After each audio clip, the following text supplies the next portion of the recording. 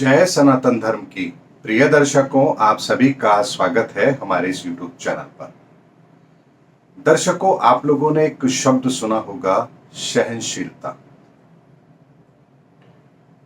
आप जानते हैं इस शब्द की उत्पत्ति कैसे हुई, इस ऊर्जा की उत्पत्ति कैसे हुई?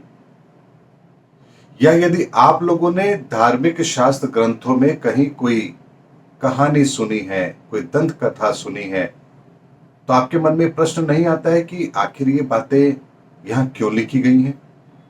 इसका उद्देश्य क्या है? इसके पीछे का सार क्या है? दर्शकों, हमारे धार्मिक शास्त्र ग्रंथ का हमारे बीच में होना इस बात का प्रमाण है कि इसके अंदर जो सूत्र छुपे हुए हैं, उन सूत्र को जो भी डिकोड करेगा, वो इन धार्मिक शास्त्र ग्रंथों का वो लाभ जरूर ले पाएगा जिसके उद्देश्य के लिए इन्हें हमारे बीच में रखा गया है। मैं एक छोटे से उदाहरण से आपके सामने बात रखता हूं। मान लीजिए हलवे को बनाने की रेसिपी किताब में लिखी हुई है, और मान लीजिए वो रेसिपी शेफ संजीव कपूर ने ही लिखी है, तो क्या उस रेसिपी को पढ़ करके आप उतना ही स्वादिष्ट हलवा बना पाएंगे? क्या ये संभव है? उसी रेसिपी को पढ़ करके हर व्यक्ति अपने तरीके से उस चीज के निर्माण की कोशिश करेगा, लेकिन हर व्यक्ति का स्वाद अलग होगा। क्यों होगा? क्योंकि हर व्यक्ति अपनी बुद्धि से उसका उपयोग करेगा। और यही कारण होता है कि हम धार्मिक शास्त्र ग्रंथों के अंदर लिखी हुई बातों का भी अपने तरीके से मतलब निकालते हैं। दर्शकों, ये बात मैंने आपके सामने इसलिए रखी है ताकि जो मैं आगे आपको बात बताने जा रहा हूं उसकी गहराई को आप समझ पाए। दर्शकों, आपने एक दंत कथा सुनी होगी कि भगवान विष्णु शेषनाग पर अपने वैकुंठ धाम में आराम कर रहे थे। बाहर द्वार पर द्वारपाल थे। भृगु ऋषि आते हैं उनसे भेंट करने, और द्वारपाल उनको रोक देते हैं, कहते हैं कि अभी प्रभु विश्राम कर रहे हैं, आपको प्रतीक्षा करनी पड़ेगी। तो यहां भृगु ऋषि अपने तपोबल के अंदर इतने अहंकार में आ जाते हैं, वो कहते हैं कि मुझे तुम इंतजार करवाओगे, जानते नहीं हो मैं कौन हूं? और यहां पर वो द्वारपालों को धक्का दे करके अंदर चले जाते हैं।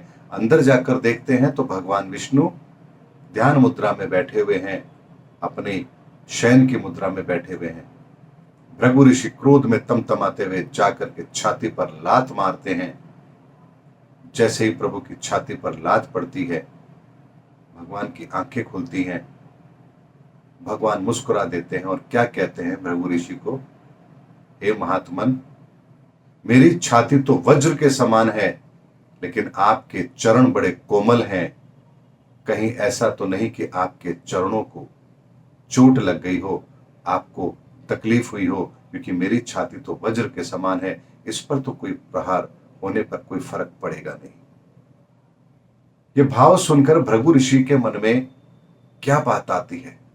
उनकी आंखों से अहंकार का पर्दा हट जाता है और वो प्रभु से क्षमा याचना करते हैं। यानी किसी के अहंकार को समाप्त करने के लिए सबसे बड़ी औषधि सहनशीलता, विनम्रता, यहां पर भगवान ने इन दो गुणों का उपयोग किया।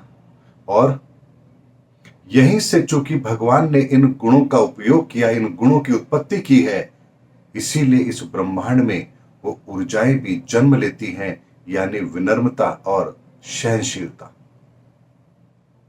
अब बात आती है कि जब ये गुण का विकास हुआ, उत्पन्न हुआ ये गुण, इसीलिए मैंने कहा कि धार्मिक शास्त्र ग्रंथों में कोई भी कथा है तो उसके पीछे प्रकृति के किसी न किसी ऊर्जा, किसी न किसी रूप के उत्पन्न होने का वो सिद्धांत है, वो रहस्य है। हमें उस रहस्य को समझना पड़ेगा। तो भगवान ने यहां पर उन दो गुणों को उत्पन्न किया। बात आती इन दो गुणों को उत्पन्न किया तो इसकी आवश्यकता क्या थी? तो यहां इस बात को समझिए कि जैसे वैज्ञानिक किसी चीज की खोज करते हैं, अपने लैब में कोई चीज बनाते हैं, उसके बाद क्या करते हैं? सीधा हम लोगों के बीच में लेकर आ जाते हैं? नहीं, उसकी हम लोगों के बीच में कुछ लोगों पर टेस्टिंग होती है। वो अगर उस अपनी उपयोगिता में सही साबित होता है तो फिर उसे बहुतायत में हम लोगों के प्रयोग के लिए उसे लाया जाता है। यानी अगर वैक्सीन भी बनी तो पहले कुछ लोगों पर टेस्ट किया गया, वहां से परिणाम मिले तो फिर जाकर के लोगों पर उसको अप्लाई किया गया। इसी तरह से मोबाइल भी बने होंगे तो पहले उसको चेक किया गया होगा, जब वो हर तरह से उपयोगी थे तब जाकर के उसको कमर्शियल तरीके से हम लोगों के बीच में लाया गया। ये प्रक्रिया हम भी अपनाते हैं। इसी तरह से उन विनम्रता और सहनशीलता के गुण को जब भगवान ने अपने भीतर प्रकट किया, स्वयं से प्रकट किया, तो फिर उसकी टेस्टिंग भी तो होनी जरूरी है। और इसीलिए सतयुग के अंदर राजा हरिश्चंद्र का चयन होता है इन्हीं गुणों के लिए कि क्या ये तो गुण जो भगवान ने, नारायण ने स्वयं ने उत्पन्न किए हैं, क्या इस संसार में ये काम कर पाएंगे? क्या मनुष्य के अंदर इतनी सहनशीलता है या इतना सामर्थ्य है कि वो इन दो गुणों को अपनी चरम सीमा तक इसका प्रयोग कर पाएगा? तो यहां पर चयन होता है इस धरती पर सतयुग के अंदर राजा हरिश्चंद्र का, और उनकी सहनशीलता और उनकी विनम्रता की परीक्षा होती है। राजा हरिश्चंद्र की कहानी आपको पता होगी, कैसे उनके सत्य की परीक्षा होती है, किस तरह से उनकी पत्नी, उनके बच्चे, हर कुछ उनसे छीन लिया जाता है, लेकिन उनकी विनम्रता और उनकी सहनशीलता ये कभी भी विचलित नहीं होती है। तो यहां पर जो स्वयं नारायण ने जिस गुण को उत्पन्न किया, उस गुण की टेस्टिंग सतयुग के अंदर राजा हरिश्चंद्र के द्वारा होती है, और फिर ये गुण उदाहरण के साथ इस संसार के अंदर मनुष्यों के लिए व्याप्त हो जाता है। और उसी सहनशीलता और विनम्रता का उदाहरण आज हमें हमारे समाज के अंदर भी बहुत लोगों के अंदर देखने को मिलता है। दर्शकों, ये इस संसार के विस्तार की वो कहानी है, वो कथा है, वो सत्यता है, वो सनातन रहस्य है जो मैंने आप लोगों के सामने रखा है। हमारे शास्त्र ग्रंथों में लिखी हुई कोई भी कथा यो ही नहीं है, उसके पीछे एक बहुत बड़ा मर्म है। इस संसार के अंदर कौन से गुणों का विकास होना है, किस गुण की उत्पत्ति होनी है, किस ऊर्जा की उत्पत्ति होनी है, किस देवी देवताओं को अस्तित्व में आना है, इसकी पटकथा बहुत पहले लिखी जाती है, प्रयोग होता है, और फिर उसके बाद में समाज के अंदर हमारे बीच में उस गुण को रोपित किया जाता है। और रोपित करने के अंदर भी इसी संसार से कुछ ऐसे लोगों का चयन होता है जो उस गुण को धारण करने की क्षमता रखते हो, और फिर उनको वो गुण दिए जाते हैं, और उन गुणों के द्वारा वो समाज के अंदर वो उदाहरण पेश करते हैं, ताकि समाज के बाकी लोग भी उन गुणों का अनुसरण कर सके। यही धार्मिक शास्त्र ग्रंथों को लिखने का एकमात्र उद्देश्य है। इसीलिए इन धार्मिक शास्त्र ग्रंथों को कौन किस तरह से पढ़ रहा है, ले रहा है, किस तरह से अपने ऊपर एप्लीकेबल कर रहा है, ये उस व्यक्ति के स्वयं के ऊपर निर्भर करेगा कि वो इनको किस तरह से ले रहा है। मैंने कहा ना, रेसिपी लिखी हुई है, कौन कितना स्वाद उसके अंदर डाल पाएगा, ये उसका अपना पुरुषार्थ होगा। दर्शकों, मेरे इस वीडियो को देखने के बाद में कुछ लोग कमेंट्स में लिखेंगे कि आपके वीडियो देख करके बाल नोचने का मन करता है, ऐसे कमेंट्स लिखे हैं कुछ लोगों ने। तो दर्शकों, मैं उन लोगों के लिए एक बात कहना चाहता हूं, अभी तक तो आपने केवल बाल नोचे हैं। थोड़े समय अगर मेरे चैनल पर रुके तो आप अपने कपड़े भी फाड़ लेंगे, क्योंकि ये वो औषधि है मेरे चैनल पर जो आपके शरीर में जाकर रिएक्शन तो जरूर करेगी, क्योंकि जो कुछ आपके भीतर है वहां तूफान जरूर आएगा मेरी बात को सुन करके।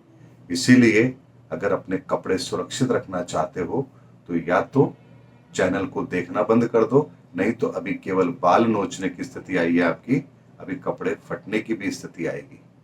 लेकिन कुछ लोग ऐसे भी हैं जो इन्हीं वीडियो को देख करके जिनकी आंखों से आंसू भी निकलते हैं, जिनका मन, जिनका हृदय गदगद हो उठता है, जो श्रद्धा से उस परमात्मा के आगे हाथ जोड़ करके कहते हैं, हे ईश्वर, तूने हमें कौन सा संदेश दिया है, तेरा लाख लाख शुक्रिया। ऐसे भी लोग हैं।